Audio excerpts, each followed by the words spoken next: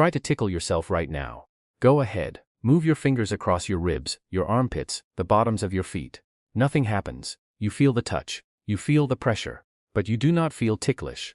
And this should be strange to you, because the physical sensation is identical to being tickled by someone else. The only difference is who is doing the tickling. Yet that single difference, that knowledge of intent, that certainty about what is coming, changes everything about what your body experiences. Your brain has a superpower that you probably do not know you possess.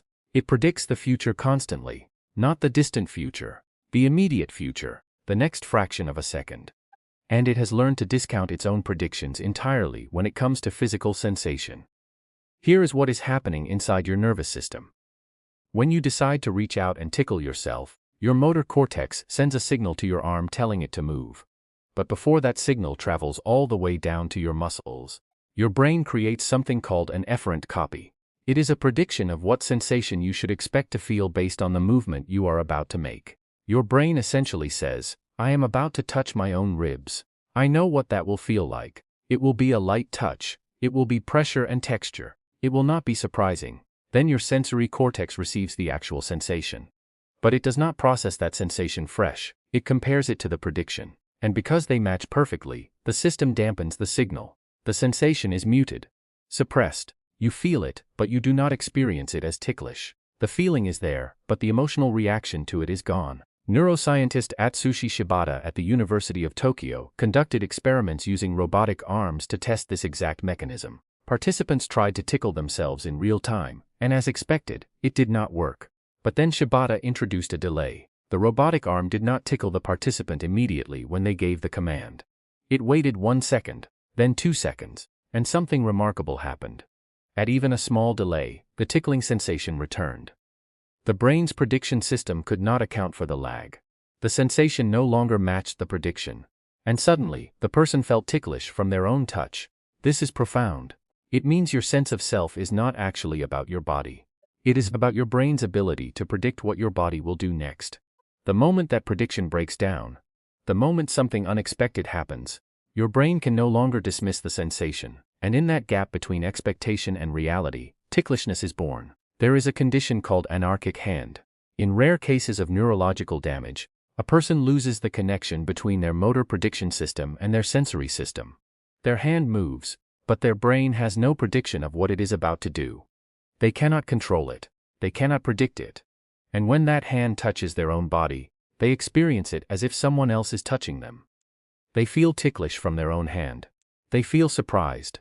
They feel like the sensation is coming from outside themselves, even though they can see it is their own arm. This tells you something crucial about consciousness. You do not feel your own body the way you feel other bodies.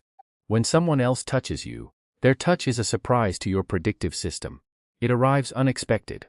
Your brain processes it as a novel sensation, which creates an emotional response. Ticklishness is not really about the physical sensation. It is about the surprise. It is about the violation of your prediction. This is why you cannot scare yourself by jumping out from behind a door if you planned the jump. Your brain predicted that you were about to jump. The surprise is gone. The fear response is muted.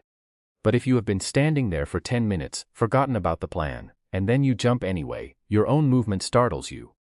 Your prediction system crashed. Reality did not match expectation.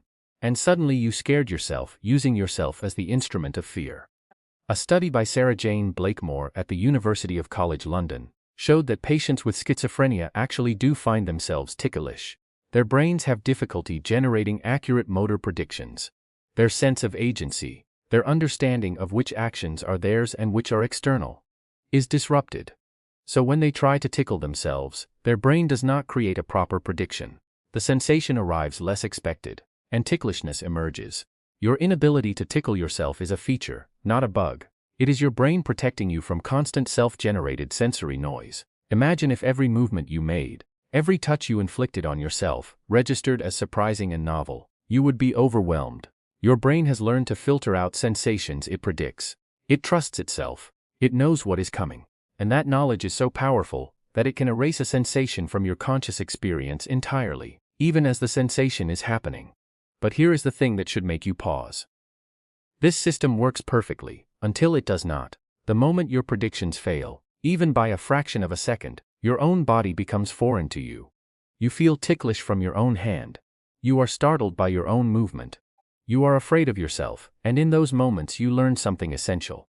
You are not controlling yourself. You are predicting yourself, and the moment that prediction breaks, the illusion of certainty collapses. You are as surprised by your own existence as you are by anyone else's. The next time someone tickles you, you will feel something you can never feel alone. You will feel the genuine unpredictability of another consciousness. And that unpredictability is what ticklishness really is. It is not a sensation. It is a confrontation with something your brain cannot predict, and your body knows the difference immediately.